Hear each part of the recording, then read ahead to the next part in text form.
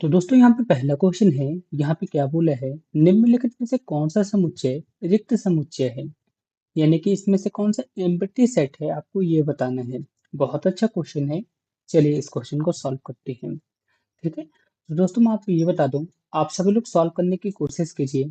ठीक है, इसमें एक अवयव है, जीरो भी यहाँ पे अवयव पे काउंट होगा, तो ये तो है, ये सही है। ठीक है, ये रिक्त समुच्चय नहीं है, लेकिन एक तरह का समुच्चय है, ये तो सही बात है। ठीक है, इसमें एक समुच्चय है। ठीक है, और इसमें भी है, इसमें भी है, लेकिन दोस्तों ऑप्शन बी पे जब जाते हैं ना, तो ऑप्शन बी पे क्या होता है, ये रिक्त समुच्चय नहीं है। क्योंकि दोस्तों यहाँ पे एक्स स्क्वायर प्लस वन बराबर जीरो। तो क्योंकि दोस्तों जब इसके अपन हल करते हैं ना, तो एक्स बराबर कितना आता है, -1 आता है। एक्स बराबर प्लस माइनस एक्स स्क्वायर बराबर क्या आता है, एक्स बराबर क्या आ जाता है दोस्तों, +-1 आता है। क्योंकि दोस्तों ये संभव ही नहीं है। ठीक है, इस वजह से दोस्तों ये रिक्त समुच्चय है। ऑप्शन बी यहाँ पे इसका करेक्ट आंसर रहेगा। और ऐसी स्थिति में दोस्तों इसका कोई वास्तविक हल नहीं होगा, इसका कोई वास्तविक हल नहीं होगा। इस वजह से ये रिक्त समुच्चय नहीं है। ठीक है ना, कोई भी दिक्कत हो तो आप मेरे से बता सकते हैं। ठीक है, आप सभी लोग समझ गए ना। फिर से एक बारी मैं आपको समझा देता हूँ। ठीक है, यदि आप नहीं समझे हो तो फिर से समझा देता हूँ मैं आपको। एक सेकंड रुकिएगा। यहाँ पे क्या बोला गया था दोस्तों, निम्नलिखित में से कौन सा रिक्त समुच्चय है। ठीक है, following set of impedance set, आपको ये बताना था। ठीक है, तो इसमें जीरो है, तो इसमें तो एक सेट हो गया। ठीक है, इसमें एक सेट हो गया, और इसमें भी एक सेट हो गया। ठीक है, इसमें माइनस प्लस भी चलेगा, कोई दिक्कत नहीं है। लेकिन दोस्तों यहाँ पे इसकी बात आती है, क्योंकि दोस्तों इसका क्या होगा, इसका रियल सोल्यूशन होगा ही नहीं, इसका रियल सोल्यूशन नहीं होगा, रियल सोल्यूशन नहीं होगा। इस वजह से दोस्तों ये रिक्त समुच्चय नहीं होगा। ठीक है, तो आप सभी लोग समझ गए हों दोस्तों कि इस वजह से रिक्त समुच्चय नहीं है, क्योंकि इसका रियल सोल्यूशन तो होगा ही नहीं। ठीक है, तो रिक्त समुच्चय होगा। तो ऑप्शन बी यहाँ पे इसका करेक्ट आंसर रहेगा। अब दोस्तों क्वेश्चन नंबर 2 है। अब आपको यहाँ पे ये बताना है कि इसका करेक्ट आंसर क्या रहेगा।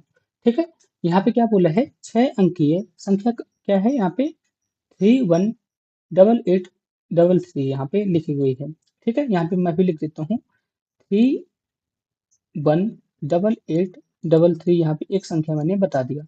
अब यहाँ पे क्या बोल रहा है, इनमें से कौन सी संख्या जोड़े। ठीक है, एक अंकीय संख्या जोड़े कि यह 11 से पूर्णतः विभाजित हो जाए। तो दोस्तों आप सभी लोग मुझे ये बताइए कि किसी भी संख्या को 11 से डिवाइड होने के लिए सबसे पहले अपनी ट्रिक क्या आती है।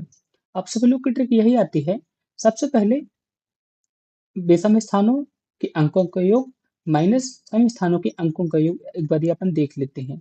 ठीक है, तो यहाँ पे जो ऑड प्लेसेस हैं, तो ऑड प्लेसेस पे अंकों का योग कितना आ जाएगा, यहाँ पे मैं लिख देता हूँ 3 + 8 + 3। तो इसे जब अपन करते हैं तो कितना आता है, 14 आता है। इतना तो फिक्स है। ठीक है, इसी तरह से जो इवन पे है 1 8 और यहाँ पे 3 है, तो इवन पे कितना आ रहा है, आप सभी लोग देखिए। इवन पे आ रहा है 1 8, और यहाँ पे कितना आ रहा है, 3 आ रहा है। यही आ रहा है ना, तो यहाँ पे कितना आ जाएगा, 12 आ जाएगा। अब दोस्तों इन दोनों का डिफरेंस देखना है, ऑड माइनस इवन, इनका डिफरेंस जब आप देखेंगे तो कितना आ जाएगा दोस्तों, 2 आ रहा है। ठीक है, तो ये जो 2 आया है ना, यदि इस संख्या पे अपन ऐड कर देते हैं ना, तो यहाँ पे इसका करेक्ट आंसर आ जाएगा। यानी कि फिर ये 11 से पूरी तरह से डिवाइड हो जाएगी। तो ऑप्शन बी यहाँ पे इसका करेक्ट आंसर रहेगा। अब दोस्तों क्वेश्चन नंबर 3 है, जो कि बहुत मस्त क्वेश्चन है, आप सभी लोग सॉल्व कर सकते हैं। बताइए इसे कैसे सॉल्व करेंगे आप सभी लोग। तो अच्छा क्वेश्चन तो है, आप सभी लोग कर सकते हैं सॉल्व। तो इसे सॉल्व करने के लिए दोस्तों आपको फैक्टोरियल का यूज तो करना ही पड़ेगा। ठीक है, तो चलिए मैं इसे कर देता हूँ। तो दोस्तों आप मुझे ये बताइए, 5 फैक्टोरियल से बात तो आप जा पर नहीं पाएंगे। ठीक है, यहाँ पे मैं लिख देता हूँ दोस्तों। सबसे पहले 1 फैक्टोरियल का आप करेंगे तो कितना आएगा, 1 आ जाएगा। ठीक है, 2 फैक्टोरियल का यूज करेंगे तो कितना आ जाएगा, 2 आ जाएगा। 3 फैक्टोरियल का यूज करेंगे तो आप कितना आ जाएगा यहाँ पे, 6 आ जाएगा। इसी तरह से 4 फैक्टोरियल का यूज करेंगे तो कितना आ जाएगा, 24 आ जाएगा। इतना क्लियर है ना, कोई दिक्कत वाली नहीं बात है। अब दोस्तों इसके बाद ये बताइए, यहाँ पे यदि मैं 5 फैक्टोरियल पे लिख देता हूँ तो 5 फैक्टोरियल की वैल्यू कितनी आती है, 120 आती है। 120 जो कि 100 से बड़ा हो जाएगा फिर, ठीक है ना। तो इतना तो आपने को करना नहीं, ठीक है। तो आपको क्या करना है, 4 फैक्टोरियल तक ही लेना है, ठीक है। तो 4 फैक्टोरियल तक आपको लेना है, तो यहाँ पे इन सभी को आप जोड़ दीजिए। तो जब आप इन्हें जोड़ेंगे तो कितना आ जाएगा, 33 आ जाएगा। 33 यहाँ पे आ गया, ठीक है। अब इसको आपको क्या करना है, 15 से डिवाइड करना है। जब आप इस 15 से डिवाइड करेंगे तो कितना आएगा दोस्तों बताइए। इसे जब 15 से आप डिवाइड करेंगे ना तो 3 आएगा। तो क्वेश्चन पे 3 पूछा गया था, तो ऑप्शन ए यहाँ पे इसका करेक्ट आंसर रहेगा। इस तरह से आपको इस क्वेश्चन को सॉल्व करना था, ठीक है। समझ तो आ गया ना, कोई दिक्कत वाली बात नहीं है, बहुत इजी क्वेश्चन था। आप सभी लोग को समझ जरूर आया होगा, ठीक है। अब दोस्तों क्वेश्चन नंबर 4 है। यहाँ पे क्या बोला है, 100 और 200 के बीच कितनी अभाज्य संख्याएं हैं। तो दोस्तों इसे आपको याद ही रखना पड़ेगा, और क्योंकि दोस्तों इसका कोई ट्रिक वगैरह नहीं है। 100 और 200 के बीच 21 अभाज्य संख्याएं हैं। ऑप्शन बी यहाँ पे इसका करेक्ट आंसर रहेगा। अब यहाँ पे नेक्स्ट क्वेश्चन है, क्वेश्चन नंबर 5, जो कि अच्छा क्वेश्चन है दोस्तों, आप सभी लोग कर सकते हैं। लेकिन इसके लिए आपको छोटा सा दिमाग लगाना पड़ेगा, तभी आप इस क्वेश्चन को सॉल्व कर पाएंगे, ठीक है। तो कैसे का आपको करना पड़ेगा मैं आपको बता देता हूँ। जैसे दोस्तों यहाँ पे क्या लिखा है, 1/2 लिखा है। यहाँ पे मैं लिख देता हूँ 1/2। यहाँ पे लिखा है 1/6। यहाँ पे लिखा है 1/12। और इसी तरह से लिख दिया यहाँ पे मैंने 1/90, यहाँ पे मैंने लिख दिया। तो इसे अपन क्या क्या लिख सकते हैं दोस्तों, इसे अपन ये इस तरह से लिख सकते हैं, 1/2 को, 1/2 को मैंने लिख दिया 1 × 1 × 2, इस तरह से मैंने लिख दिया, ठीक है।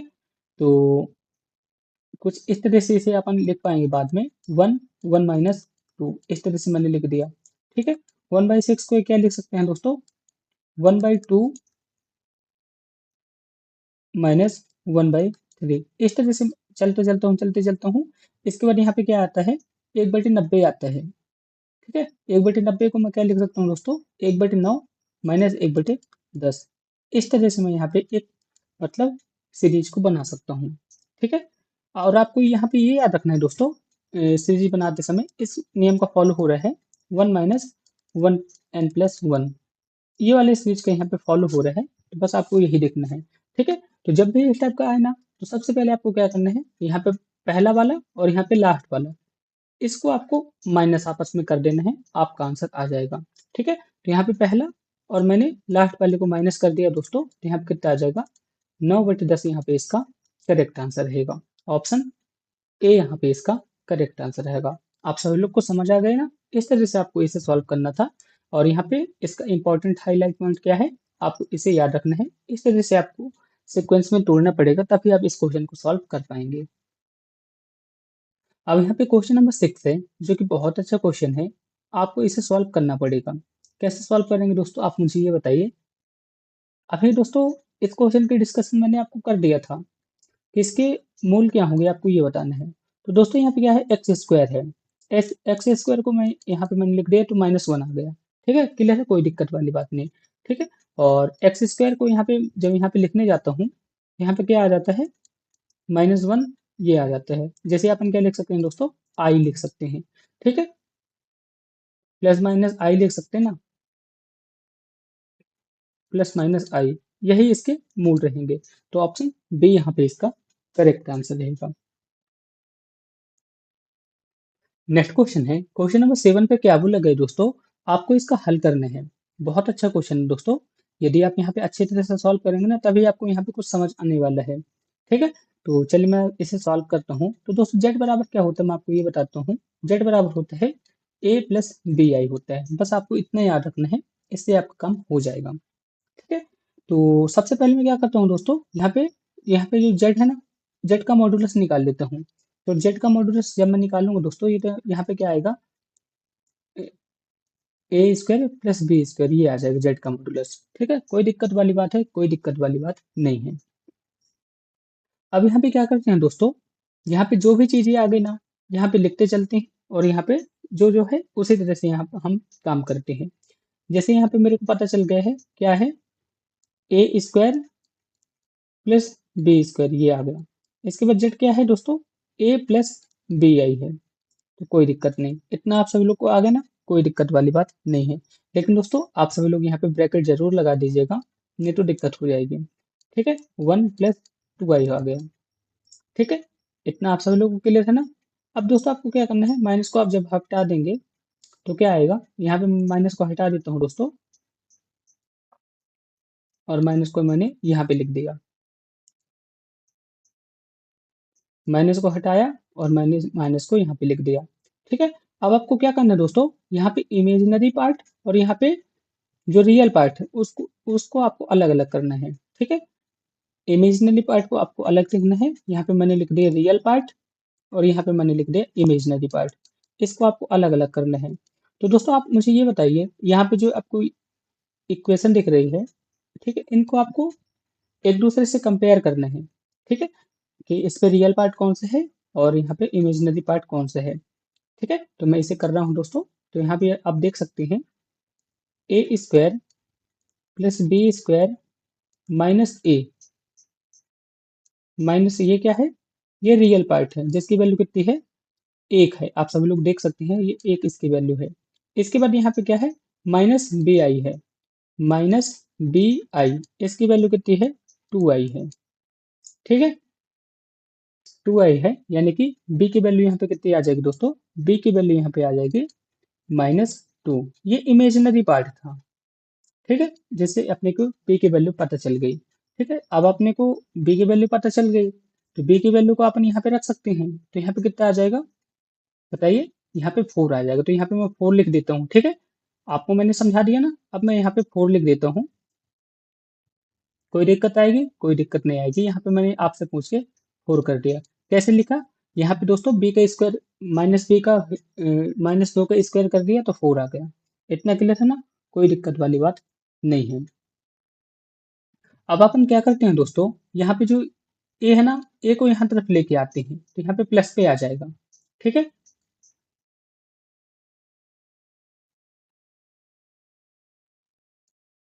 मैंने आपसे अभी क्या बोला था, जो यहाँ पे ए था वो उसको मैंने यहाँ पे लेके आ गया। कोई दिक्कत है, कोई दिक्कत वाली बात नहीं है। अब आपको क्या करना है दोस्तों, दोनों पक्षों का स्क्वायर कर देना है। ठीक है, इसका भी स्क्वायर करना है और इसका भी स्क्वायर करना है। तो यहाँ पे मैंने इसका स्क्वायर कर दिया, ये स्क्वायर किया और ये स्क्वायर किया। बस इसका आपको प्रसार करना है, अब इसका आंसर आपको आ जाएगा। ठीक है, तो मैं इसका प्रसार यहाँ पे कर रहा हूँ दोस्तों। इसका जब यहाँ पे प्रसार करेंगे तो कितना आएगा, a² + 4, यहाँ तो यही आएगा और यहाँ पे कितना आएगा, 1a² + 2a, ये आएगा। ठीक है ना, कोई दिक्कत वाली बात नहीं है। a² से a² ये कट गया, कोई दिक्कत नहीं। ठीक है, अब 4 में से 1 जाएगा तो 3 आएगा और यहाँ पे कितना है, 2a है। तो a की वैल्यू कितनी आ जाएगी दोस्तों, a की वैल्यू आ जाएगी 3/2। ठीक है, a की वैल्यू 3/2 आ गई। और b की वैल्यू कितनी है, b की वैल्यू तो मैंने आपको बता दिया था, i है, 2 है, -2 आ गई थी। ठीक है, तो इस तरह से z यहाँ पे क्या बनेगा दोस्तों, बताइए, z यहाँ पे क्या बनेगा, z यहाँ पे बनेगा 3/2 -2i, 3/2 -i। तो कौन से ऑप्शन पे है दोस्तों बताइए, ऐसा कौन से ऑप्शन पे है, ऐसा दोस्तों एक ही ऑप्शन पे है, ऑप्शन ए यहाँ पे इसका करेक्ट आंसर रहेगा। आप सभी लोग को समझ आ गया ना, मैंने आपको अच्छी तरह से समझाने की कोशिश की है। अब दोस्तों यहाँ पे बात करते हैं, एक बैंक 10% चक्रवृद्धि ब्याज पर ब्याज देता है और 1,000 निवेश किया तो 1,000 बाद किस श्रेणी पे होगा। दोस्तों मैं आपको ये बता दूं, जब भी यहाँ पे चक्रवृद्धि या फिर कंपाउंड इंटरेस्ट की बात आती है ना, तो वहां पे हमेशा कौन सी सीरीज आती है, जीपी सीरीज आती है, यानी कि जियोमेट्रिक प्रोग्रेशन वाली सीरीज आती है। तो ऑप्शन बी यहाँ पे इसका करेक्ट आंसर रहेगा। क्वेश्चन है, यदि A B C arithmetic progression पे हो और a² + b² + c² हरात्मक श्रेणी पे हो, तो आपको बताना है कि यहाँ पे क्या होगा। तो दोस्तों यहाँ पे एक ही कंडीशन होगी, a = b = c। Option A यहाँ पे इसका करेक्ट आंसर रहेगा। ठीक है, ये डायरेक्ट आपके जो एनसीईआरटी बुक है ना, वहां पे डायरेक्ट यहाँ पे मतलब लिखा हुआ है बॉक्स पे, आप सभी लोग उसे पढ़ लीजिएगा, वहीं से मैंने इस क्वेश्चन को लिया है। ठीक है, तो ऑप्शन ए यहाँ पे इसका करेक्ट आंसर रहेगा। अब दोस्तों यहाँ पे नेक्स्ट क्वेश्चन है, यहाँ पे क्या बोला गया है, यदि तीन सिक्कों को एक साथ उछाला जाता है तो दो पर चित्त आने की प्रोबेबिलिटी क्या होगी, आपको ये निकालना है। तो चलिए इसे निकाल देते हैं। तो दोस्तों सबसे पहले अपन क्या करते हैं, टोटल आउटकम को प्राप्त कर लेते हैं। तो टोटल आउटकम कितना आ जाएगा दोस्तों, टोटल आउटकम, टोटल आउटकम कितना आ जाएगा दोस्तों, यहाँ पे दो सिक्के हैं, तीन, दो सिक्के हैं, ठीक है, और उछाला जाते हैं, यानी कि 2 की पावर 3 बराबर 8, यहाँ पे टोटल आउटकम रहेंगे। ठीक है, कैसे करेंगे दोस्तों, ये तो पता है, head head head, tail tail tail. मैं आपको यहाँ पे लिख देता हूँ ये कैसे आया है। जैसे दोस्तों, हेड हेड हेड, ठीक है, हेड हेड टेल, इस तरह से आ रहा है। ठीक है, इसी तरह से जब आप करते रहेंगे तो टेल टेल टेल आएगा। तो आप जब आप इसे काउंट करेंगे ना तो 8 बार ही आएगा। ठीक है, अब दोस्तों बात करते हैं यहाँ पे फेवरेट कंडीशन कितनी रहेगी। फेवरेट कंडीशन, यहाँ पे फेवरेट कंडीशन दोस्तों 3 ही रहेगी। जब दो चित्त आने के बाद कैसे रहेगी दोस्तों, फेवरेट कंडीशन दो चित्त कैसे आएंगे, head head H H T, यानी कि हेड हेड टी, इसके बाद हेड टेल हेड, और यहाँ पे क्या रहेगा, टेल हेड हेड। इसके अलावा कोई ऐसी कंडीशन नहीं है जिस पे हेड आए। ठीक है, तो यही 3 ही कंडीशन थी। तो यहाँ पे कितना आ रहा है दोस्तों, फेवरेबल कंडीशन यहाँ पे कितनी है, 3 है। तो प्रोबेबिलिटी तो आई गई दोस्तों, प्रोबेबिलिटी कितनी आ जाएगी, फेवरेबल कंडीशन यहाँ पे कितनी है, 3 है, और यहाँ पे टोटल आउटकम कितने हैं, 8 है। तो 3/8 यहाँ पे इसका करेक्ट आंसर रहा। आप सभी लोग को समझ आ गया ना, इस तरह से आपको इसे सॉल्व करना था, जिसे मैंने आपको बता दिया। ठीक है, अब दोस्तों क्वेश्चन नंबर 11 की ओर चलते हैं, जिसे आप सभी लोग सबसे पहले खुद सॉल्व कीजिए, इसके बाद मैं आपको इसका आंसर बताता हूँ।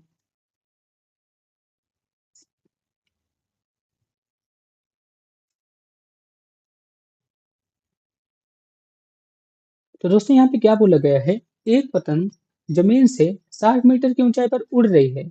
यदि धागे की लंबाई 100 मीटर हो तो धागे का जमीन से कोण कितना होगा, आपको ये बताना है। ठीक है, तो चलिए इसे भी सॉल्व कर लेते हैं। इजी क्वेश्चन है, आप सभी लोग कर सकते हैं। ठीक है, तो मैं यहाँ पे क्या लिख देता हूँ दोस्तों, यहाँ पे लिख देता हूँ मैं साइन थीटा।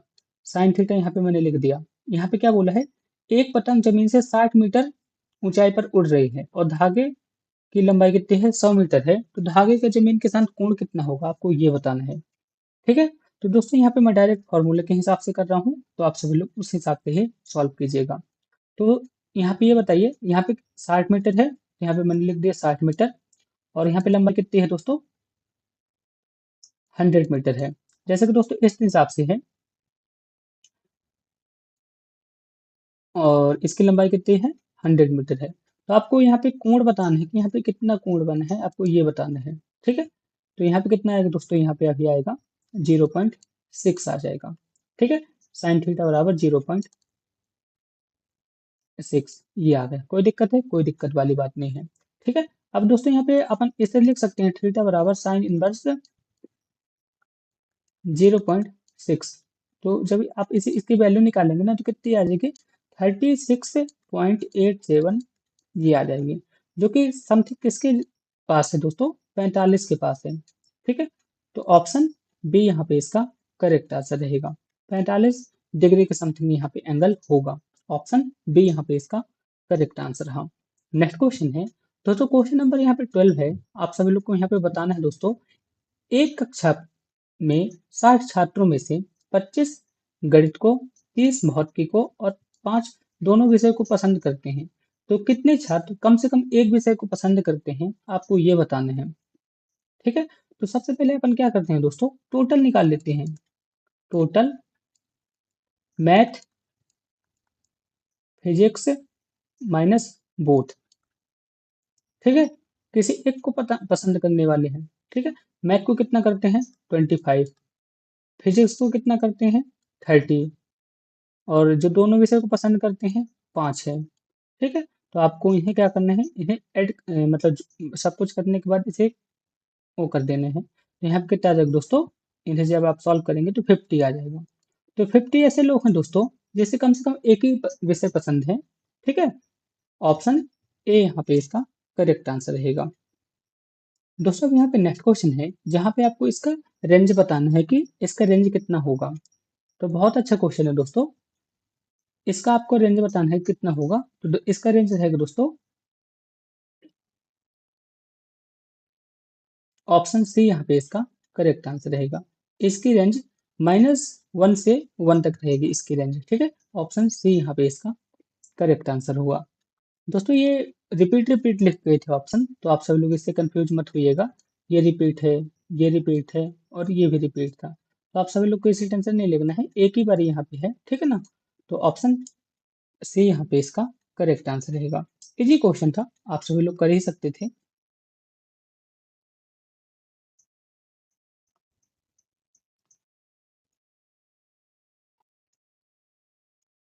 अब दोस्तों क्वेश्चन नंबर 14 है, आपको इसे सॉल्व करना पड़ेगा कि इसका आंसर क्या आएगा। तो चलिए इसे भी सॉल्व कर लेते हैं। ठीक है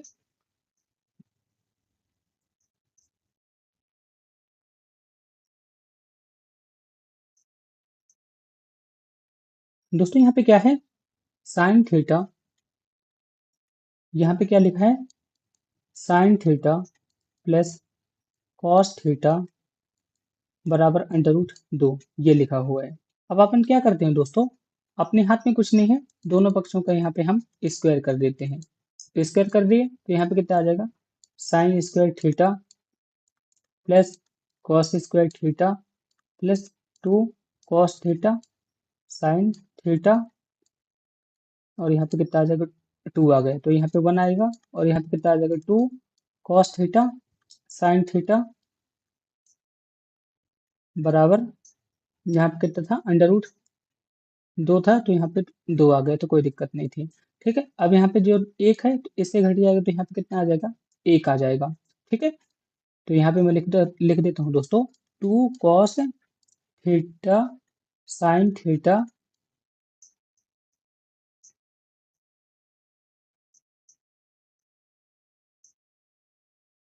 बराबर, यहाँ पे कितना आ रहा है, 1 आ रहा है। ठीक है, वहां पे मैंने हटा दिया था। दोस्तों आप सब लोग मुझे ये बताइए कि इसकी वैल्यू आ गई साइन 2 थीटा की। साइन 2 थीटा यही होता ना, साइन, यहाँ पे लिख देता हूँ, साइन 2 थीटा बराबर 2 साइन थीटा कॉस थीटा। ठीक है, यही है ना वहाँ पे, तो यहाँ पे मैंने ये लिख दिया। ठीक है, ये डायरेक्ट यहाँ पे लिख दिया और यहाँ पे मैंने लिख दिया 1। अब यहाँ पे क्या करता हूँ, यहाँ पे मैं यहाँ पे ये लिख देता हूँ दोस्तों, जो इस तरह की वैल्यू है ना, तो यहाँ पे मैं क्या मान सकता हूँ, यदि यहाँ पे मैं 45 मान लेता हूँ ना, तो साइन 90 की वैल्यू कितनी होती है, साइन 90 की वैल्यू होती है 1। ठीक है, 45 इंटू 2 90 हो जाएगा। यानी कि यहाँ पे दोस्तों आपको क्या रखना पड़ेगा, 45, यानी कि थीटा की वैल्यू यहाँ पे कितनी आ रही है दोस्तों, थीटा की वैल्यू मेरे को पता चल गई है, यहाँ पे 45 है। ठीक है, तो आपको भी यहाँ पे 45 रखना पड़ेगा और यहाँ पे भी आपको 45 रखना पड़ेगा। ठीक है, तो कॉस 45 की वैल्यू कितनी होती है, सॉरी टेन 45, और कॉट 45 की वैल्यू कितनी कितनी होती है, टेन 45 की वैल्यू होती है 1 और कॉट 45 की वैल्यू होती है 1। तो इसका आंसर क्या रहेगा दोस्तों, 2 यहाँ पे इसका करेक्ट आंसर रहेगा। तो दोस्तों आप सभी लोग देख सकते हैं एक छोटा सा थिएटर निकालने के लिए इतने सारे प्रोसेस करने पड़े। तो ऑप्शन बी यहाँ पे इसका करेक्ट आंसर रहेगा। नेक्स्ट क्वेश्चन है दोस्तों, क्वेश्चन नंबर 15, जिसे आप सभी लोग को सॉल्व करना है, एज से रिलेटेड क्वेश्चन है। यहाँ पे क्या बोला गया है, श्री गुप्ता की एज उस उनके बेटे शशांक से 26 वर्ष अधिक है। ठीक है, शशांक की बहन गार्गी से 4 वर्ष छोटी है। श्री गुप्ता की आयु गार्गी की आयु से 4 गुनी है। तो शशांक की आयु क्या होगी आपको ये बताना है। ठीक है, तो आप सब लोग सबसे पहले खुद सॉल्व कीजिए, इसके बाद मैं आपको इसका आंसर बताता हूँ। ठीक है, इजी क्वेश्चन है, बहुत इजी क्वेश्चन, आप सभी लोग कर सकते हैं। बहुत बड़ा दिखने पे लग रहा है लेकिन है नहीं ऐसा। ठीक है, तो यहाँ पे मैं लिख देता हूँ दोस्तों, मान लेता हूँ दोस्तों यहाँ पे शशांक की एज कितनी है, शशांक की एज को मैंने मान लिया एक्स। ठीक है, शशांक की एज को मैंने एक्स मान लिया। तो यहाँ पे जो गुप्ता की एज रहेगी ना, यहाँ पे जो गुप्ता की एज है, गुप्ता की एज क्या हो जाएगी दोस्तों बताइए, गुप्ता के बेटे की एज कितनी हो जाएगी, एक्स प्लस 26। क्लियर है, कोई दिक्कत नहीं। और गार्गी की कितनी होगी, गार्गी की कितनी होगी तो बताइए, गार्गी की होगी x-4। क्लियर है, कोई दिक्कत वाली बात नहीं है। अब यहाँ पे क्या बोला है दोस्तों, गुप्तक की आयु गार्गी की आयु से 4 गुनी है।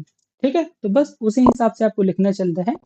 गुप्तक की आयु कितनी है, गार्गी की आयु से 4 गुनी, तो x4 × x4 - 4 ये यहाँ पर मैंने लिख दिया। ये 4 गुना भी कर दिया, और उसके अधिक है 26 अधिक है। तो बस आपको इसे सॉल्व कर दीजिए, आंसर आ चुका है। तो यहाँ पे क्या 4x आ गया, यहाँ पे आ गया 16 आ जाएगा, और यहाँ पे आ गया x प्लस यहाँ पे आ गया 26। ठीक है, इतना क्लियर है, कोई दिक्कत नहीं है। अब यहाँ पे a वहाँ पे जाएगा तो कितना हो जाएगा दोस्तों, 40 हो जाएगा, और यहाँ पे आ जाएगा तो कितना आ जाएगा, यहाँ पे मैं लिख देता हूँ, यहाँ पे आ जाएगा 3x, और यहाँ पे आ जाएगा 42। तो x की वैल्यू कितनी आ जाएगी, x की वैल्यू यहाँ पे आ जाएगी 14। ठीक है, 14×3 = 42। ठीक है, तो अपन क्या माने थे दोस्तों, ये किसकी एज आ गई, शशांक की एज को अपन क्या माने थे, x माने थे, तो x की वैल्यू कितनी आ जाएगी 14। तो 14 यहाँ पे इसका करेक्ट आंसर रहेगा, यानी कि शशांक की एज कितनी है, 14 साल है। ठीक है, अब दोस्तों यहाँ पे क्वेश्चन नंबर 16 है, आपको इसे सॉल्व करने हैं। ठीक है, तो बताइए इसे आप सभी लोग कैसे सॉल्व करेंगे। बहुत अच्छा क्वेश्चन है। इसके पहले वाले क्वेश्चन को भी मैंने आपको बताया था, इसे भी आपको बताना पड़ेगा।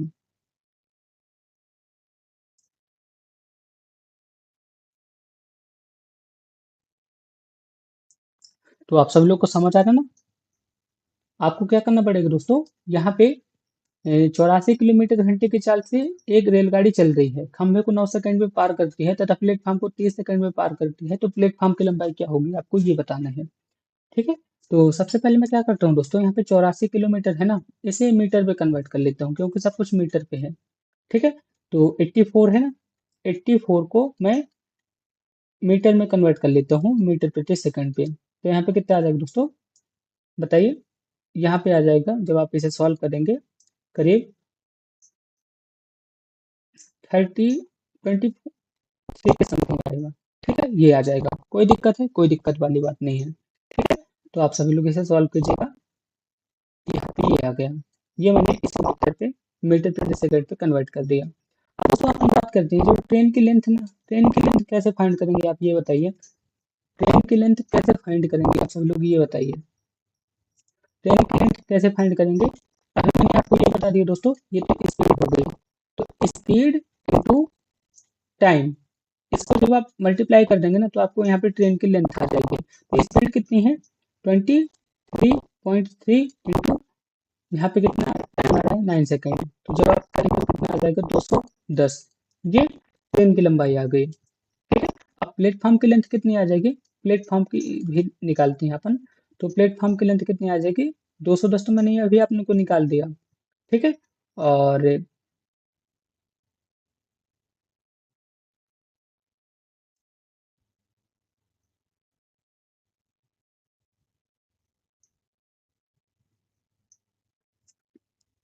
अच्छा, इसके लिए भी आपको क्या करना पड़ेगा दोस्तों, एक सेकंड। इसके लिए भी आपको सेम प्रोसीजर करना पड़ेगा, जैसे मैंने आपको अभी बताया दोस्तों।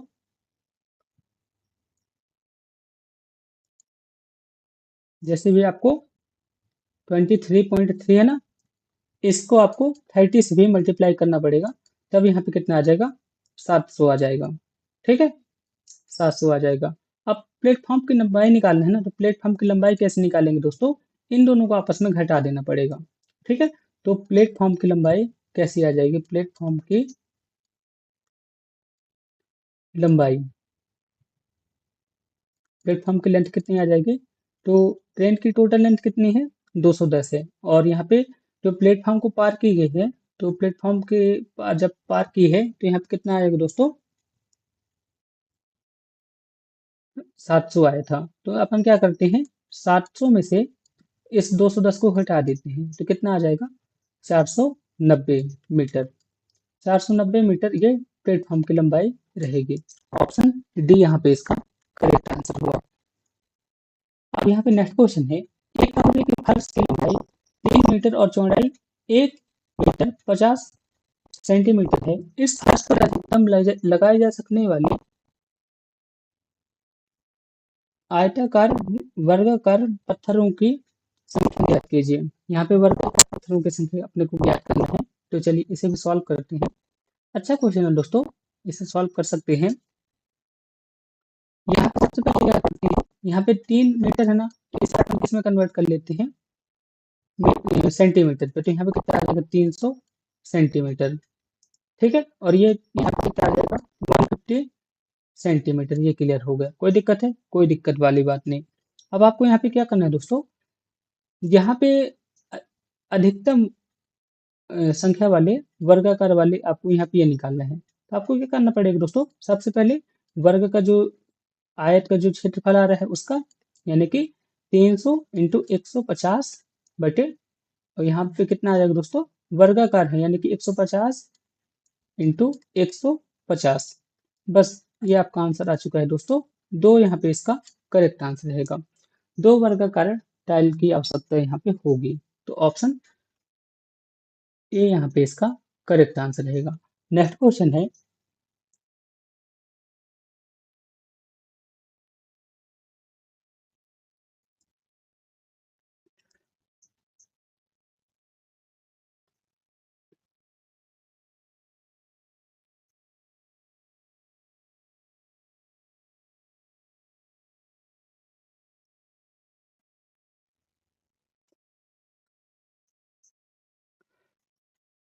अब दोस्तों यहाँ पे क्या बोला है, 5 में से 4 क्रिकेट खिलाड़ी क्रमशः 13, 9, 5 और 11 पारियां खेल चुके हैं।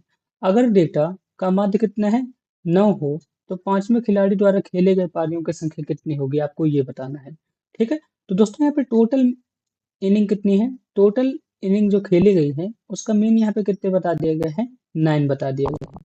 ठीक है, तो और यहाँ पे कितनी मतलब पारी क्रिकेट मैच थे, 5 थे। तो यहाँ पे टोटल रन वगैरह कितने आ जाएंगे दोस्तों, टोटल इनिंग के रन कितने आ जाएंगे, 5 × 9, यानी कि 45 यहाँ पे टोटल इनिंग रहेगी। ठीक है, इतना आप सभी लोग को क्लियर है, कोई दिक्कत वाली बात नहीं होगी। अब दोस्तों बात करते हैं जो आपका फिफ्थ प्लेयर है। फिफ्थ फिफ्थ प्लेयर क्या करता है, ये 5वीं इनिंग पे आता है और अपनी पारी खेलता है, तो उसकी खेली गई पारी कितने रनों की थी, आपको ये बताना था।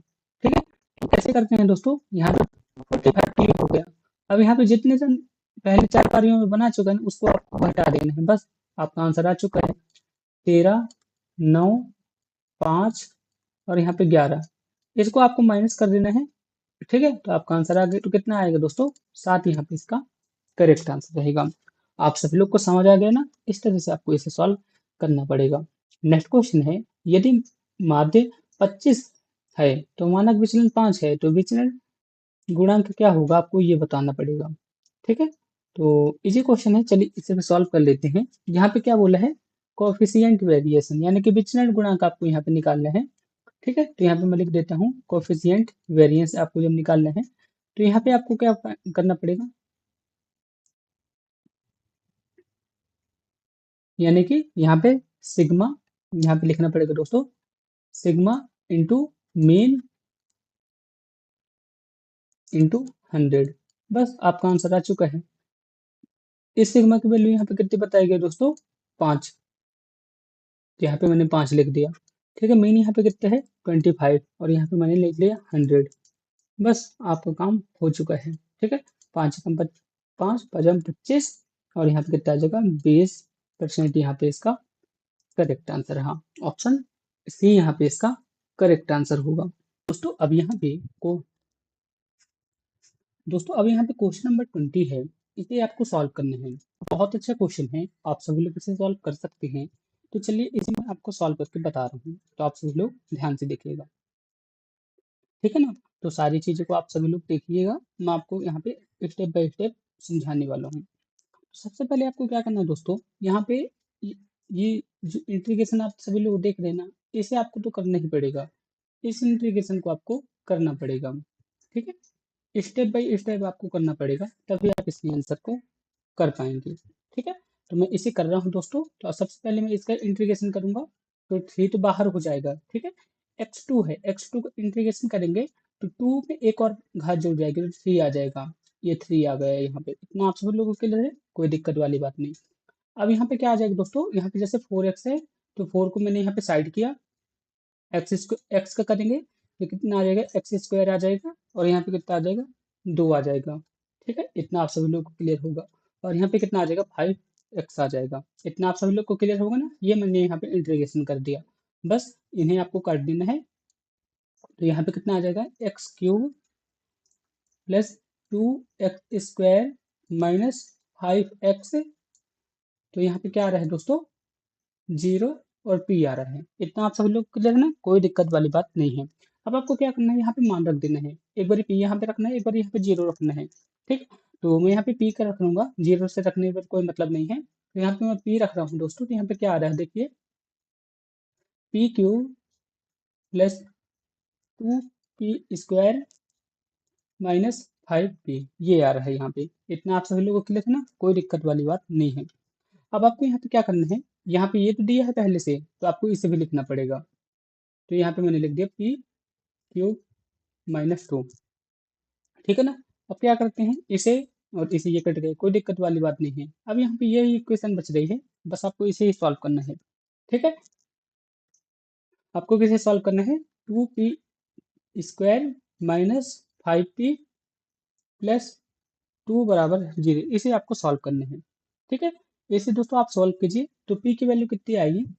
तो मैं यहाँ पे डायरेक्ट लिख देता हूँ दोस्तों। यहाँ पे p की वैल्यू एक आ जाएगी 2, और एक आ जाएगी 1/2। यही यहाँ पे इसका करेक्ट आंसर रहेगा। तो ऑप्शन ए यहाँ पे इसका करेक्ट आंसर रहेगा। इस तरह से बहुत इजी क्वेश्चन था दोस्तों, आप सभी लोगों ने कर लिया होगा होपफुली। ठीक है ना, तो इजी क्वेश्चन था, आप सभी लोग समझ सकते हैं दोस्तों कितना इजी था। ठीक है, ऑप्शन ए यहाँ पे इसका करेक्ट आंसर रहेगा। अब क्वेश्चन नंबर 21 है, यहाँ पे क्या बोला है, एक वस्तु को 2332 रुपए पे बेचने पर किसी व्यक्ति को 12% की हानि हुई, तो वस्तु का क्रय मूल्य कितना था, आपको ये बताना है। ठीक है, किसी वस्तु को 2332 रुपए में बेच देते हैं तो 12% की हानि होती है, तो वस्तु का क्रय मूल्य कितना होता है, आपको ये बताना है। ठीक है, तो आपको कुछ नहीं करना दोस्तों, आपको यहाँ पे क्या निकालना है, क्रय मूल्य निकालना है ना, यानी कि कॉस्ट प्राइस निकालना है। तो कॉस्ट प्राइस निकालने के लिए यहाँ पे सबसे पहले आप क्या करेंगे दोस्तों, यहाँ पे सेलिंग प्राइस कितना है, सेलिंग प्राइस के साथ 100 को मल्टीप्लाई करेंगे, और यहाँ पे लिखेंगे 100 माइनस, यहाँ पे क्या हो रहा है, हानि हो रही है ना, तो आप यहाँ पे हानि प्रतिशत लिख दीजिए। ठीक है, यहाँ पे हानि प्रतिशत लिख दीजिए, कोई दिक्कत वाली बात नहीं, बस आपका आंसर आ चुका है। यहाँ पे सेलिंग प्राइस कितना था, 2332 रुपए, इंटू मैंने यहाँ पे 100 कर दिया, और दोस्तों यहाँ पे कितना था, 100। 100 में से 12 चला जाएगा तो कितना आ जाएगा, 88 आ जाएगा। ठीक है, तो बस आपका आंसर आ चुका है, आप सभी लोग इसे सॉल्व कर दीजिए। जब आप इसे सॉल्व करेंगे तो कितना आंसर आ जाएगा दोस्तों, 2650 यहाँ पे इसका करेक्ट आंसर रहेगा। ऑप्शन ए यहाँ पे इसका परफेक्ट आंसर हुआ। ठीक, आप सभी लोग को समझ आ ही गया होगा, 10th लेवल वाला क्वेश्चन था। अब दोस्तों क्वेश्चन नंबर 22 है, यहाँ पे आपको ये बताना है कि सिटी स्कैन पे चित्र बनाने के लिए किस विकिरण का यूज किया जाता है। तो मैं आपको ये बता दूं दोस्तों, जो सिटी स्कैन होता है ना, सिटी स्कैन मतलब क्या हुआ दोस्तों, सिटी का फुल फॉर्म क्या हुआ, कंप्यूटेड टोमोग्राफी। ठीक है, फुल फॉर्म भी आ सकता है कि सिटी स्कैन का फुल फॉर्म क्या होता है, कंप्यूटेड टोमोग्राफी होता है। ठीक है, इसमें चित्र बनाने के लिए एक्सरे का यूज किया जाता है। ऑप्शन सी यहाँ पे इसका करेक्ट आंसर रहेगा। ठीक है ना, ऑप्शन सी यहाँ पे इसका करेक्ट आंसर रहा। आप सभी लोग को समझ आ गया ना। अब दोस्तों यहाँ पे नेक्स्ट क्वेश्चन है, आप सभी लोग को इसे सॉल्व करना है। यहाँ पे क्या बोला गया है, ग्रीन हाउस में जो आपकी गैसें होती हैं किस सिद्धांत पर कार्य करती हैं, आपको ये बताना है। तो जो ग्रीन हाउस गैसें होती हैं ना, किस सिद्धांत पर कार्य करती हैं दोस्तों, विकिरण का अवशोषण और पुनः उत्सर्जन पर कार्य करती हैं। तो ऑप्शन सी यहाँ पे इसका करेक्ट आंसर रहेगा। नेक्स्ट क्वेश्चन है, वंडरवाल समीकरण क्या है, P प्लस ए अपन भी स्क्वायर प्लस भी माइनस बी बराबर आई टी में ए अपन बी का मात्रक क्या है, आपको ये बताना है। बताइए दोस्तों, तो इसमें ए अपन बी का मात्रक क्या रहेगा दोस्तों, बताइए। तो इसका करेक्ट आंसर क्या रहेगा, इसका जो ए अपन बी का मात्रक रहेगा ना दोस्तों, ए अपन बी का मात्रक एक तरह से ऊर्जा के रूप में काम करेंगे, तो ऊर्जा का मात्रक क्या होता है, जूल होता है। ठीक है, तो आप सभी लोग देख सकते हैं यहाँ पे ए अपन बी का मात्रक क्या रहेगा, जूल रहेगा, समथिंग समथिंग। ठीक है, तो ऑप्शन ए यहाँ पे इसका करेक्ट आंसर रहेगा। नेक्स्ट क्वेश्चन है, आदर्श ट्रांसमिशन के लिए क्या होता है। यहाँ पे क्या बोला है, आदर्श ट्रांसफार्मर के लिए क्या होता है, आपको ये बताना है। सबसे पहले आप सभी लोग सोच लीजिए, इसके बाद आप इसके आंसर को बताइए। ठीक है। जो आदर्श ट्रांसफार्मर होते हैं दोस्तों, तो वहां पे क्या होते हैं, जो निवेशी शक्ति होती है ना, निर्गत शक्ति के बराबर होती है। ठीक है। आदर्श ट्रांसफार्मर में क्या होती है, निवेशी शक्ति निर्गत शक्ति के बराबर होती है। आपको इसे याद रखना पड़ेगा। ठीक है। तो ऑप्शन ए यहाँ पे इसका करेक्ट आंसर हुआ। नेक्स्ट क्वेश्चन है, एक अवतल दर्पण के सामने 10 सेंटीमीटर दूरी पर रखी वस्तु का 3 गुना आवर्धित प्रतिबिंब बनाता है, तो दर्पण का फोकस दूरी क्या है, आपको ये बताना है। तो बताइए इसे आप सभी लोग कैसे सॉल्व करेंगे। इजी क्वेश्चन है, आप सभी लोग कर सकते हैं। इसके बाद मैं आपको इसका आंसर बताता हूँ, तो आप सभी लोग ध्यान से देखिएगा। ठीक है। तो सबसे पहले तो आप सभी लोग खुद सॉल्व कीजिए, आफ्टर इसके बाद मैं आपको इसका आंसर बताऊंगा।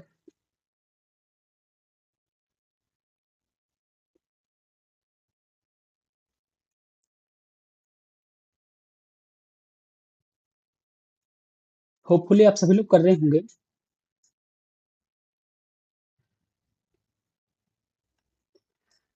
तो चलिए इस क्वेश्चन को सॉल्व करते हैं दोस्तों। अच्छा क्वेश्चन है, और होपफुली आप सभी लोग ने करने का ट्राई किया होगा। ठीक है। फिर भी मैं आपको इसे बता देता हूँ, आप सभी लोग ध्यान से करिएगा। ठीक है। तो दोस्तों आप सभी लोग को ये तो पता होगा कि 1 एफ बराबर क्या होता है, आप सभी लोग को दर्पण सूत्र पता है ना। 1 एफ बराबर 1 यू प्लस 1 यू भी होता है, आपको इतना पता होगा। ठीक है, इतना पता है। अब दोस्तों यहाँ पे क्या बोला गया है, जो आपका आवर्धन क्षमता है ना, 3 गुनी आवर्धित बनाती है प्रतिबिंब। यानी कि एम की वैल्यू यहाँ पे कितनी बता दी गई है, एम की वैल्यू यहाँ पे बता दी गई है दोस्तों, 3 बता दी गई है। ठीक है। एम की वैल्यू यहाँ पे 3 बता दी गई है। अब दोस्तों मैं आपको ये बता दूं, उत्तल दर्पण पे ना, अवतल दर्पण पे जो आवर्धन क्षमता होती है निगेटिव होती है, आपको इसे याद रखना पड़ेगा। ठीक है। तो यहाँ पे ये बता दिया गया है, यानी कि इनडायरेक्ट पे भी दोस्तों एम, यहाँ पे क्या बता दिया गया है दोस्तों, एम बराबर यहाँ पे क्या हो जाएगा, -u/v/u की वैल्यू यहाँ पे डायरेक्ट -10 बता दी गई है। ठीक है। तो अब दोस्तों आपको यहाँ पे अब क्या करना है, अब आपको ये तो पता चल गया है यहाँ पे 3 है। ठीक है। तो हम इसे ऐसे लिख सकते हैं, -u/v/u बराबर 3। तो v की वैल्यू यहाँ पे अपन क्या लिख सकते हैं, v की वैल्यू यहाँ पे हम लिख सकते हैं दोस्तों, माइनस माइनस तो कट जाएगा, तो v बराबर क्या आ जाएगा, 3u आ जाएगा। ठीक है, कोई दिक्कत है, कोई दिक्कत वाली बात नहीं है। अब दोस्तों यहाँ पे 10 सेंटीमीटर है, u की वैल्यू यहाँ पे पहले कितनी थी, u की वैल्यू यहाँ पे आई थी पहले 10। तो यहाँ पे 10 की वैल्यू यहाँ पे रख दे, तो v बराबर कितना आ जाएगा, 30 आ जाएगा। इतना क्लियर है, कोई दिक्कत वाली बात नहीं है। तो यहाँ पे मैंने 30 कर दिया। ठीक है। अब आपको यहाँ पे मान रख देना है, बस आपका काम हो जाएगा। ठीक है ना। तो चलिए इसे सॉल्व कर देते हैं। तो यहाँ पे मैंने लिख दिया 1/f बराबर, भी की वैल्यू यहाँ पे कितनी रखेंगे, भी अब यहाँ पे हम अभी आ गया है, तो यहाँ पे हम 30 रखेंगे। ठीक है। प्लस, ठीक है, यहाँ पे मैंने प्लस कर दिया, और यहाँ पे लिख दिया यू की वैल्यू यहाँ पे कितनी थी, यू की वैल्यू यहाँ पे 10 थी, लेकिन माइनस पे करेंगे, आपको ये पता होना चाहिए, -10 यहाँ पे मैंने लिख दिया। ठीक है, कोई दिक्कत है, कोई दिक्कत वाली बात नहीं है। बस आपको ये क्या करना है, इसे सॉल्व कर देना है, आपका आंसर आ जाएगा। जब आप इसे सॉल्व करेंगे, तो यहाँ पे कितना आएगा दोस्तों, तो जब आप इसे सॉल्व कर देंगे, यहाँ पे मैं सॉल्व कर रहा हूँ, यहाँ पे आ जाएगा 2/30, ये आएगा। ठीक है, ये आएगा। तो जब आप इसे काट देंगे तो कितना आ जाएगा, 51/15 आ जाएगा। ठीक है, ये 1/f की वैल्यू कितनी आ गई, 1/f की वैल्यू आ गई -1/50। ठीक है। तो f की वैल्यू यहाँ पे कितनी आ जाएगी, -15 आ जाएगी। -15 यहाँ पे इसका करेक्ट आंसर रहेगा। लेकिन ऑप्शन पे क्या है दोस्तों, यहाँ पे माइनस तो दिए नहीं गए है, तो ऑप्शन डी यहाँ पे इसका करेक्ट आंसर रहेगा दोस्तों। आप सभी लोग अच्छे से समझ लीजिएगा, ऑप्शन डी यहाँ पे इसका परफेक्ट आंसर रहेगा। यहाँ पे माइनस नहीं लिखा है, तो आप सभी लोग अपने मन से माइनस जरूर कर लीजिएगा। ठीक है। तो ऑप्शन डी यहाँ पे इसका परफेक्ट आंसर रहेगा। आप सभी लोग को समझ आ गया ना, कोई दिक्कत वाली बात नहीं है। नेक्स्ट क्वेश्चन है, विद्युत चुम्बकीय स्पेक्ट्रम पे दृश्य प्रकाश तरंग की तरंग दैर्ध्य सीमा क्या होती है, आपको ये बताना है। दोस्तों सबसे अच्छा क्वेश्चन है, और हमेशा ये वाला क्वेश्चन पूछा जाता है, जहाँ पे विजुअल लाइट के बारे में पूछा जाता है। तो विजुअल लाइट की यहाँ पे जो इलेक्ट्रो वेवलेंथ होती है ना, कितनी होती है, विजुअल लाइट की वेवलेंथ कितनी होती है, 400 से 700 एनएम के बीच में होती है। ठीक है, 400 एनएम से 700 एनएम तक यहाँ पर होती है। तो आपको इसे याद रखना पड़ेगा, बहुत अच्छा क्वेश्चन है। ठीक है। अब दोस्तों यहाँ पे बात करते हैं, बहुत अच्छा क्वेश्चन यहाँ पे आया हुआ है, यहाँ पे क्या बोला है, एक ऐसी परिपथ में वी आर एम एस कितना है, 200 है। ठीक है, 200 वोल्ट है। इसके बाद आई आर एम एस कितना है, यहाँ पे 5 है। और शक्ति गुणांक यहाँ पे 0.8 है। तो औसत शक्ति यहाँ पे कितनी होगी, आपको ये बताना है। ठीक है, तो आप सभी लोग ने ये वाला फॉर्मूला पढ़ा है दोस्तों, P बराबर वी आर एम एस। ठीक है, और यहाँ पे I R M S into power factor. ये आप सभी लोग को 12th वाली बुक में मिल जाएगा, वहीं से मैंने इस क्वेश्चन को लिया है। तो बस आपको इन सब फॉर्मूले पे बस मान रखते चलना है, 205 और यहाँ पे 0.8। तो जब आप इनका मल्टीप्लाई कर देंगे तो कितना आ जाएगा, 800 आ जाएगा। ठीक है, 800 वाट यहाँ पे इसका करेक्ट आंसर आ जाएगा। ऑप्शन सी यहाँ पे इसका करेक्ट आंसर रहेगा। इस तरह से आपको इसे सॉल्व करना था। तो दोस्तों आप यहाँ पे देख सकते हैं, यहाँ पे फॉर्मूला पे डायरेक्ट क्वेश्चन आए हुए हैं। ठीक है, तो आपको इसी तरह से सॉल्व करना पड़ेगा। ठीक है, तो आप सभी लोग समझ गए ना। अब दोस्तों क्वेश्चन नंबर 29 है, तो सबसे पहले आप सभी लोग इसे सॉल्व करने की कोशिश कीजिए। आफ्टर मैं आपको इसे सॉल्व करके बताता हूँ।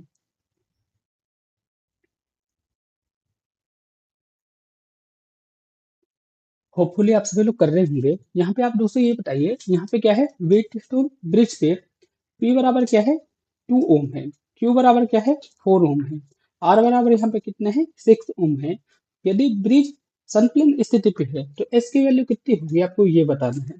अच्छा क्वेश्चन है, आप सभी लोग कर सकते हैं। आप सभी लोग करने का ट्राई कीजिए दोस्तों। आप सभी लोग ने 12th में पढ़ा भी होगा, उसी हिसाब से आपको इसे सॉल्व करना है। होपफुली आप सभी लोगों ने कर लिया होगा। चलिए अब मैं आपको इसे करके दिखला रहा हूँ। तो संतुलन की स्थिति दोस्तों बहुत इजी होती है। ठीक है, यहाँ पे मैं लिख देता हूँ संतुलन की स्थिति।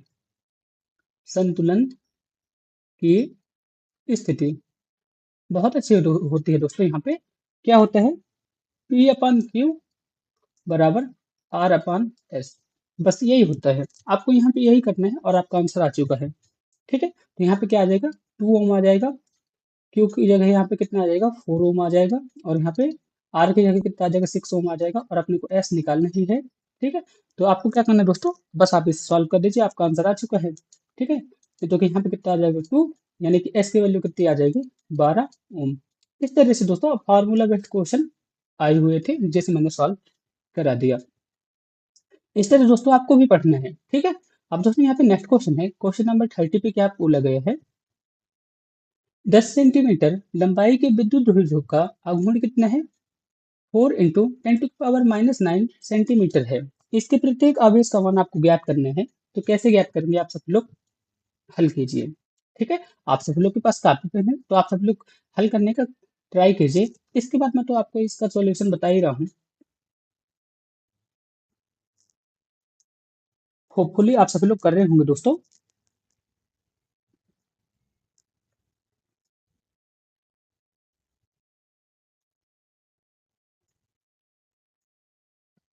तो चलिए दोस्तों, मैं इसका अब सॉल्यूशन आपको बता देता हूँ कैसे आपको करना है।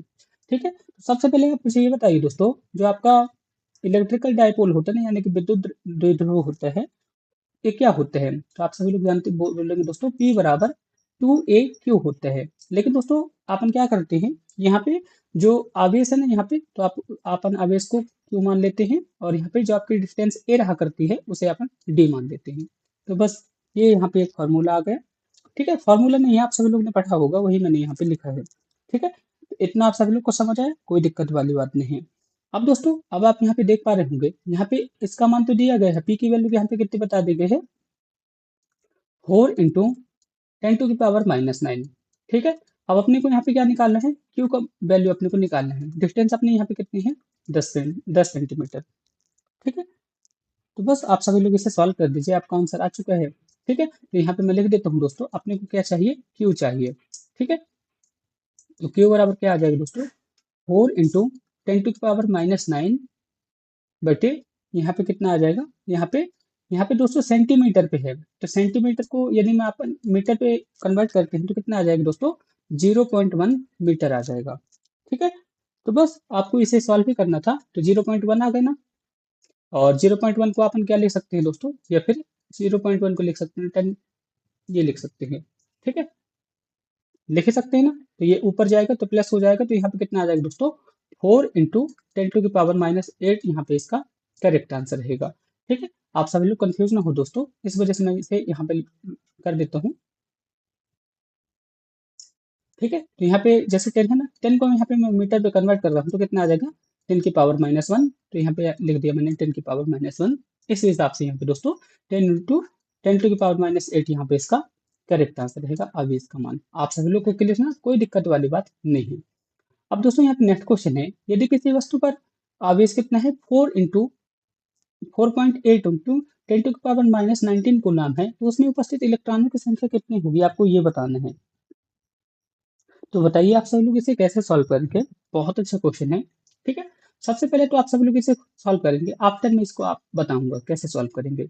ठीक है, तो अपने को यहाँ पे क्या करना है दोस्तों, इलेक्ट्रॉनों की संख्या निकालना है। इलेक्ट्रॉनों की संख्या निकालना है। इलेक्ट्रॉनों की संख्या, तो इलेक्ट्रॉनों की संख्या निकालने के लिए दोस्तों आपको बस एक छोटा सा काम करना पड़ेगा। आपको इलेक्ट्रॉनिक आवेश पता ना, इलेक्ट्रॉन का आवेश कितना होता है, बस उसी की यहाँ पे जरूरत पड़ने वाली है। ठीक है, तो यहाँ पे आवेश कितना है दोस्तों, यहाँ पे मैंने लिख दिया वस्तु का आवेश कितना है, 4.8 इंटू 10⁻⁻19। और दोस्तों आप सभी लोग मुझे ये बताइए, जो इलेक्ट्रॉन का आवेश होता है, एक इलेक्ट्रॉन का आवेश होता है कितना होता है, 1.6। 1.6 इंटू 10⁻⁻19 यही होता है ना, कोई दिक्कत वाली बात नहीं है। ठीक है, तो बस आप सभी लोग को क्या करना है, इसे भाग लगा देना है, आपका आंसर आ गया है 3। ठीक है, तो ऑप्शन सी यहाँ पे इसका करेक्ट आंसर रहेगा। इस तरह से आपको इसे सॉल्व करना था। अब दोस्तों यहाँ पे नेक्स्ट क्वेश्चन है, यहाँ पे क्या बोला है, उस भौतिक मात्रा का नाम बताएं जो बल और वेग के गुणनफल के बराबर होती है। तो इसका आंसर क्या रहेगा दोस्तों, बताइए। बल और वेग के गुणनफल के बराबर होते हैं, तो इसका आंसर क्या रहेगा। तो दोस्तों आप सभी लोगों ने सुना होगा, शक्ति बराबर क्या होता है, शक्ति बराबर होता है बल इंटू वेग, यानी कि एफ इंटू वी बराबर पी। ये वाले फॉर्मूले को सुना होगा। तो इस हिसाब से दोस्तों ऑप्शन सी यहाँ पे इसका करेक्ट आंसर रहेगा। क्लियर है ना, कोई दिक्कत वाली बात नहीं है। नेक्स्ट क्वेश्चन है, निम्नलिखित में से किस तापमान पर पानी का पृष्ठ तनाव सबसे अधिक होता है।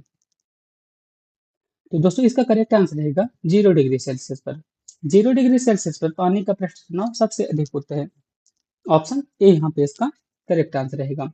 और दोस्तों जैसे जैसे तापमान बढ़ाते हैं ना, तो पृष्ठ तनाव घटता जाता है। ठीक है, यहाँ पे मैं लिख देता हूँ, तापमान इंक्रीज होगा, तापमान इंक्रीज होगा तो सरफेस टेंशन घटेगा।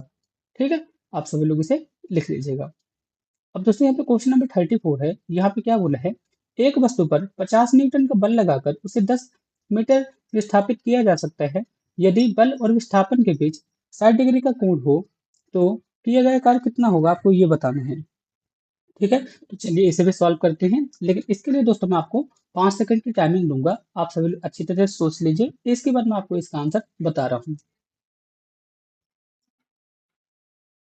ठीक है, तो चलिए इसे सॉल्व करते हैं। तो दोस्तों अपने को यहाँ पे क्या निकालना है, कार्य निकालना है, यानी कि अपने को यहाँ पे क्या निकालना है, डब्ल्यू निकालना है। तो दोस्तों इसके लिए एक फॉर्मूला होता है, जब यहाँ पे बल और विस्थापन दोनों दिए रहते हैं ना, साथ ही साथ एंगल दिए रहते हैं, तो आप सभी लोग ने सुना होगा डब्ल्यू बराबर एफ इंटू एस। ठीक है, कॉस थीटा। इस फॉर्मूले का आपको यहाँ पे यूज करना पड़ेगा और आपका आंसर आ चुका है। ठीक है, अब दोस्तों आप सभी लोग यहाँ पे बोलेंगे एफ कितना है, यहाँ पे 50 न्यूटन है, तो मैं यहाँ पे 50 लिख दिया। एस कितना है, यानी कि डिस्प्लेसमेंट यहाँ पे कितना है, 10 है, तो यहाँ पे मैंने 10 लिख दिया। और यहाँ पे एंगल कितना है, 60 है, तो यहाँ पे मैंने लिख दिया कॉस 60 है। ठीक है, कॉस 60 की वैल्यू कितनी होती है, आप मुझे ये बताइए। कॉस 60 की वैल्यू बताइए। तो यहाँ पे मैंने 50 कर दिया और यहाँ पे मैंने 10 कर दिया। ठीक है, इतना आप सभी लोगों के लिए रहना, कोई दिक्कत वाली बात नहीं है। और कॉस 60 की वैल्यू होती है 1/2, तो यहाँ पे मैंने 1/2 भी कर दिया।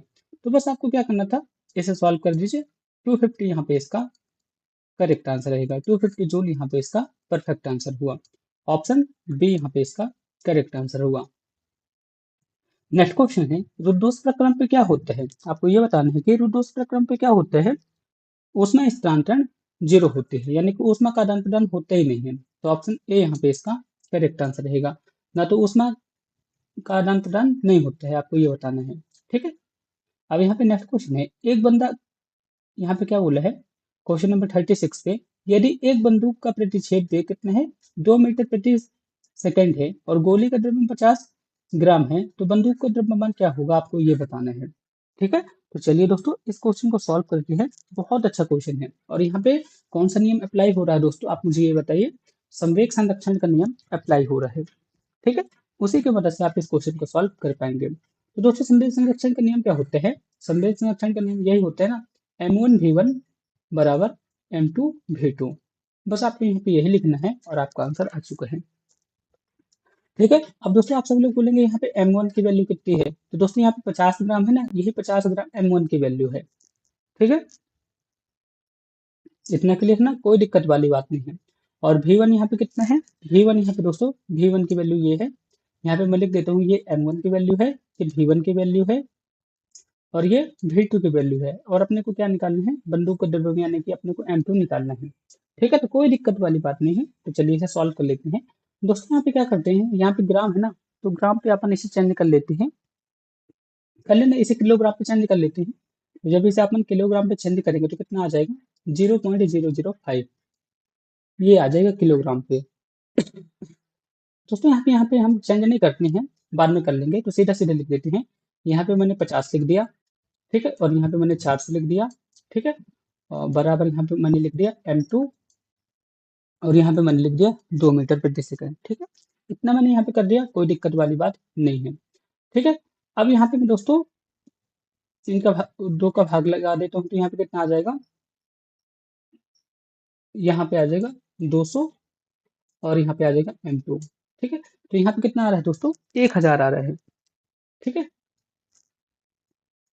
यहाँ पे 10,000 आएगा, सॉरी, यहाँ पे कितना आ जाएगा, 10,000। M2 की वैल्यू कितनी आ गई, 10,000 आ गई। अब 10,000 ग्राम को आपको किस में कन्वर्ट करना है, किलोग्राम पे कन्वर्ट करना है। तो 10,000 ग्राम को जब आप किलोग्राम पे कन्वर्ट करेंगे ना, तो कितना आ जाएगा, 10 किलोग्राम, यहाँ पे इसका करेक्ट आंसर रहेगा। ठीक है ना। तो इतना आप सभी लोग को समझ आ गया। ऑप्शन बी यहाँ पे इसका करेक्ट आंसर रहेगा। और दोस्तों, आप 0.055 लेके करेंगे ना, तो डायरेक्ट आंसर आ जाएगा, तो कोई दिक्कत वाली बात नहीं थी। तो मैंने यहाँ पे बात पे कर दिया, तो कोई दिक्कत वाली बात नहीं है। अब यहाँ पे नेक्स्ट क्वेश्चन है, कैंसर क्या है। तो कैंसर क्या है दोस्तों, ऑप्शन सी, एबनॉर्मल सेल है। ठीक है। एबनॉर्मल सेल जब बन जाती है ना, तो उसे कहते हैं कैंसर। तो ऑप्शन सी यहाँ पे इसका करेक्ट आंसर रहेगा। ठीक। तो ऑप्शन सी यहाँ पे इसका करेक्ट आंसर रहेगा। एक तरह की एबनॉर्मल सेल उत्पन्न हो जाती हैं, जो अपने अच्छी कोशिकाएं होती हैं ना, उन्हें नष्ट करने शुरू कर देती हैं। नेक्स्ट क्वेश्चन है, रेडियोधर्मिता क्या है, आपको ये बताना है। रेडियो एक्टिविटी क्या है, आपको ये बताना है। तो आप इसे कैसे बताएंगे, आप मुझे ये बताइए। रेडियो एक्टिविटी में क्या होता है दोस्तों, जो अस्थिर नाभिक होते हैं ना, अपने नाभिकों से कणों और ऊर्जा का उत्सर्जन करती हैं। तो ऑप्शन बी यहाँ पे इसका करेक्ट आंसर रहेगा। ठीक है। ऑप्शन बी यहाँ पे करेक्ट आंसर रहेगा। ठीक है। यानी कि जो अनस्टेबल न्यूक्लियर रहेगा ना, अपने अंदर से अल्फा बीटा गामा ये उत्सर्जित करेगा, एमिट करेगा। ठीक है। इसे कहेंगे radioactive element. Option B यहाँ पे इसका करेक्ट आंसर रहेगा।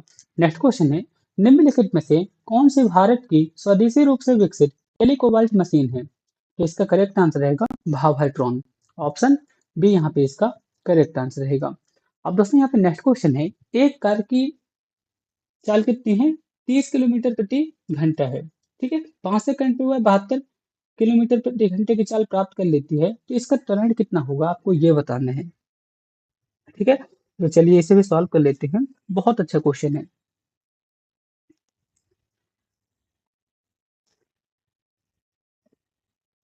दोस्तों, हम यहाँ पे क्या करते हैं, यहाँ पे सारे ऑप्शन क्या है, मीटर प्रति सेकंड पे हैं, तो इसे भी अपन मीटर प्रति सेकंड पे कन्वर्ट कर लेते हैं।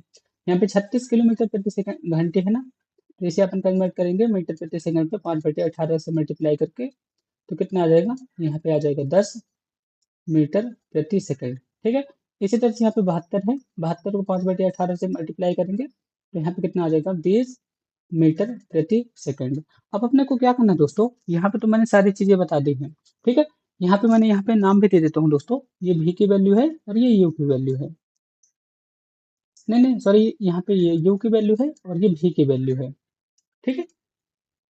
सबसे पहले इनिशियल रहेगा ना, इसके बाद फाइनल आएगा, तो कोई दिक्कत वाली बात नहीं है। और टी यहाँ पे कितना है, 5 सेकंड है, तो यहाँ पे कोई दिक्कत वाली बात नहीं है। यहाँ पे मैंने लिख दिया 5 सेकंड।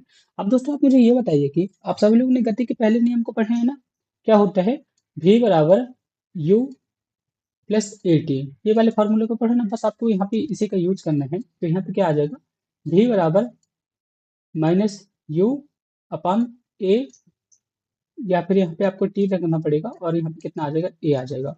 ठीक है, तो इस फॉर्मूले को यहाँ पे यूज करना है और आपका आंसर आ जाएगा। यहाँ पे टी है, आप सभी लोग को याद रखना पड़ेगा, यहाँ पे टी है। ठीक है, तो यहाँ पे मैं रख देता हूँ दोस्तों। तो यहाँ पे v की वैल्यू कितनी है, यहाँ पे v की वैल्यू है 20, और u की वैल्यू है 10, और t की वैल्यू यहाँ पे कितनी है 5। तो जब आप इसे सॉल्व करेंगे दोस्तों, कितना आ जाएगा, a की वैल्यू कितनी आ जाएगी, 2 आ जाएगी। तो 2 मीटर प्रति सेकंड यहाँ पे इसका करेक्ट आंसर रहेगा। इस तरह से आपको इसे सॉल्व करना था। तो ऑप्शन ए यहाँ पे इसका करेक्ट आंसर रहा।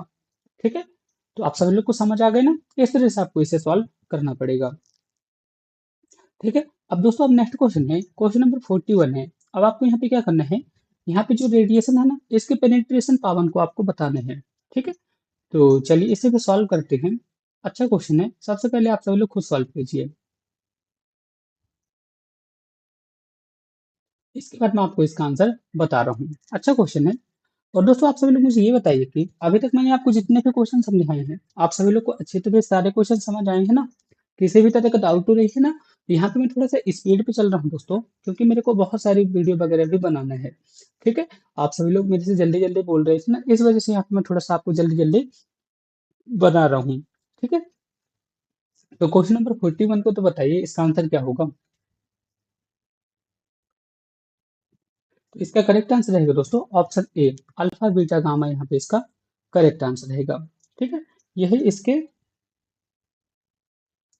मतलब ऑर्डर रहेगा, ऑप्शन ए यहाँ पे इसका करेक्ट आंसर रहेगा। पता बोला गया है, यहाँ पे बोला गया है दोस्तों, दो मोलरता वाले NaCl के 100 मिलीलीटर विलियन के NaCl का द्रव्यमान कितना होगा, आपको ये बताना है। दोस्तों यहाँ पे आप सब लोग अच्छे तरह से पढ़िएगा, 100 मिलीलीटर पे दो मोल, दो मोलरता वाले NaCl प्राप्त होते हैं। ठीक है, तो आप सब लोग समझ गए ना, यानी कि 100 मिलीलीटर पे दोस्तों, यहाँ पे 100 मिलीलीटर पे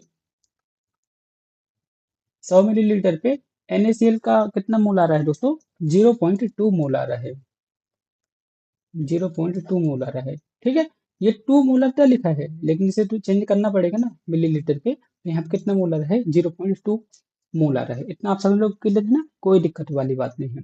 अब दोस्तों अपन क्या करते हैं, यहाँ पे जो NaCl है ना, इसका एटॉमिक वेट ज्ञात करते हैं। इसका एटॉमिक वेट कितना आएगा, आप सभी लोग मुझे ये बताइए।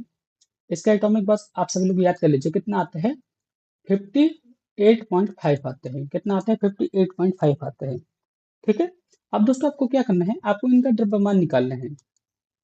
ठीक है, NaCl का आपको मास निकालना है, कितना आएगा NaCl का टोटल मास, NaCl का टोटल मास निकालना है ना। तो कैसे निकालेंगे दोस्तों, यहाँ पे 0.2 मोल था 100 मिलीलीटर पे, और यहाँ पे इसका एटॉमिक वेट कितना आता है 58.5। इसको आपको मल्टीप्लाई कर देंगे, तो जब आप इसे मल्टीप्लाई करेंगे तो कितना आ जाएगा, 11.7 ग्राम। यहाँ पे इसका करेक्ट आंसर रहेगा, क्या रहेगा, 11.7 ग्राम यहाँ पे इसका करेक्ट आंसर रहा। ऑप्शन बी यहाँ पे इसका करेक्ट आंसर हुआ। नेक्स्ट क्वेश्चन है, निम्नलिखित क्रिया पे Fe3 का ऑक्सीकरण अंक कौन सा है, यानी कि आप ऑक्सीकरण संख्या क्या होगी Fe3 पे, बताइए इसका करेक्ट आंसर क्या रहेगा दोस्तों। Fe3 पे दोस्तों इनका ऑक्सीकरण संख्या कितनी होगी, 3 ही रहेगी, यहाँ पे दी ही है, तो ऑप्शन 3 यहाँ पे इसका करेक्ट आंसर रहेगा। आप सभी लोग को क्लियर है ना, कोई दिक्कत वाली बात नहीं है। नेक्स्ट क्वेश्चन है, सब्जियों के तेल से डालडा या फिर वनस्पति घी बनाने के लिए कौन सी मेथड का यूज किया जाता है, आपको ये बताना है। तो इसका करेक्ट आंसर रहेगा हाइड्रोजनेशन, ऑप्शन सी यहाँ पे इसका करेक्ट आंसर रहेगा। ठीक है, हाइड्रो हाइड्रोजनीकरण यहाँ पे इसका करेक्ट आंसर रहेगा। ठीक है, हाइड्रोजनीकरण मेथड से ही वनस्पति घी और डालडा वगैरह बनाए जाते हैं। नेक्स्ट क्वेश्चन है, निम्नलिखित कथनों में से कौन सा कथन सही नहीं है, आपको ये बताना है। तो सबसे पहले आप सब लोग पढ़ लीजिए, यहाँ पे क्या बोला है, सभी क्षारक क्षार हैं, कोई भी क्षारक क्षार नहीं, क्षारक नहीं है। क्षारक के अलावा कोई क्षार नहीं है। सभी क्षारक क्षार नहीं है, लेकिन क्षार हैं। तो बताइए इसका करेक्ट आंसर क्या होगा दोस्तों?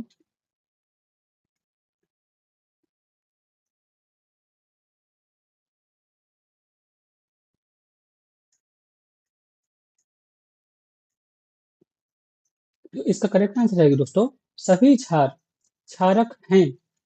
सभी क्षार क्षारक हैं, लेकिन सभी क्षारक क्षार नहीं है। ऑप्शन डी यहाँ पे इसका करेक्ट आंसर रहेगा। इस तरह से आपको इसे सॉल्व करना पड़ेगा। नेक्स्ट क्वेश्चन है, एथेनॉल जिसपे 5% जल होता है उसे क्या बोलते हैं दोस्तों? आप मुझे ये बताइए। बताइए। परिशुद्धित एस्प्रिट बोलते हैं। ऑप्शन ए यहाँ पे इसका करेक्ट आंसर रहेगा। रेक्टिफाइड एस्प्रिट बोलते हैं। ठीक है, तो ऑप्शन ए यहाँ पे इसका करेक्ट आंसर रहेगा। क्लियर है ना, कोई दिक्कत वाली बात नहीं है। नेक्स्ट क्वेश्चन है, निम्न में से कौन से बेंडिट विलयन के साथ गर्म करने पर Ca2 का लाल अवक्षेप देते हैं? बेंडिक्ट विलयन के साथ गर्म करने पर CuO का लाल अवक्षेप देते हैं, कौन सा है? तो इसका करेक्ट आंसर रहेगा दोस्तों, सुक्रोज। सुक्रोज यहाँ पे इसका करेक्ट आंसर रहेगा। सुक्रोज जो होते हैं ना, बेंडिक्ट विलयन के साथ गर्म करने पर CO2 पर लाल अवक्षेप देते हैं। नेक्स्ट क्वेश्चन है, नायलॉन क्या है? तो नायलॉन क्या है दोस्तों बताइए। तो नायलॉन एक तरह का पॉलीएमाइड है। ठीक है, तो ऑप्शन बी यहाँ पे इसका करेक्ट आंसर रहेगा। नायलॉन क्या है दोस्तों? पॉलीएमाइड है। ऑप्शन ए यहाँ पे इसका करेक्ट करेक्ट आंसर रहेगा। आप सभी लोग को क्लियर है ना, कोई दिक्कत वाली बात नहीं है। अब यहाँ पे नेक्स्ट क्वेश्चन है, पानी में से ठोस को प्राप्त करने के लिए सबसे किफायती विधि कौन सी है? क्या बोला है? पानी में से ठोस पदार्थ प्राप्त करने के लिए सबसे किफायती विधि कौन सी है, आपको ये बताना है। बताइए इसका करेक्ट आंसर क्या रहेगा। बहुत अच्छा क्वेश्चन है। तो इसका करेक्ट आंसर रहेगा दोस्तों, सेडिमेंटेशन।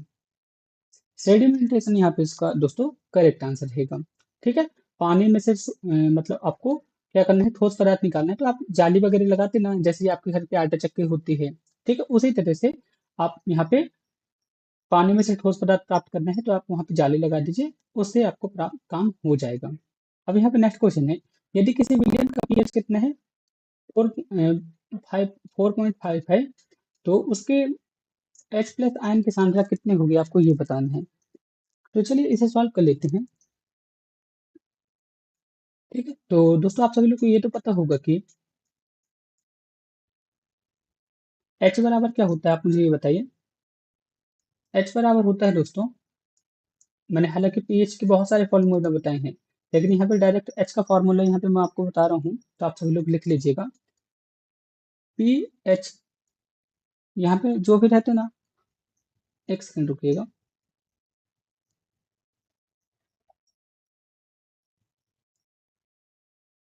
आपको इस वाले फॉर्मूले को आपको यहाँ पे नोट करना पड़ेगा। ठीक है, बस आप सभी लोग इसे नोट कर लीजिए, आपका आंसर आ चुका है। ठीक है, तो आपको क्या करना है दोस्तों, यहाँ पे 10 करना है और यहाँ पे लिख देना है -4.5।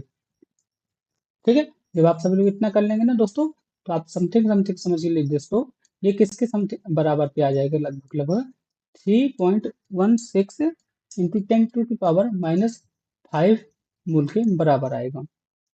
ठीक है, तो आप सब इसे सॉल्व करेंगे तो यही आएगा। तो कौन से ऑप्शन पे है? ऑप्शन ए यहाँ पे इसका करेक्ट आंसर रहेगा। इस तरह से आपको इसे सॉल्व करना पड़ेगा, मैंने आपको बता दिया। ठीक है, हालांकि इसे आप अलग अलग मेथड से सॉल्व कर सकते थे, लेकिन मेरे को जो सरल लगे उस मेथड से मैंने यहाँ पे सॉल्व किया। बाकी आप सभी लोग अपने हिसाब से भी कर सकते हैं। ठीक है, तो होपफुली दोस्तों यहाँ पे मैंने आपको जो मॉडल पेपर 3 पे सारे क्वेश्चन बताए होंगे, आपको अच्छी तरह समझ आ गए होंगे। फिर भी आपके मन पे किसी भी तरह का डाउट है, आप मेरे से कमेंट बॉक्स में पूछ सकते हैं। ठीक है, यदि आप सभी लोग चैनल पे नए हैं, तो आप सभी लोग चैनल को सब्सक्राइब जरूर कीजिएगा, ये आप सभी लोग का ही चैनल है।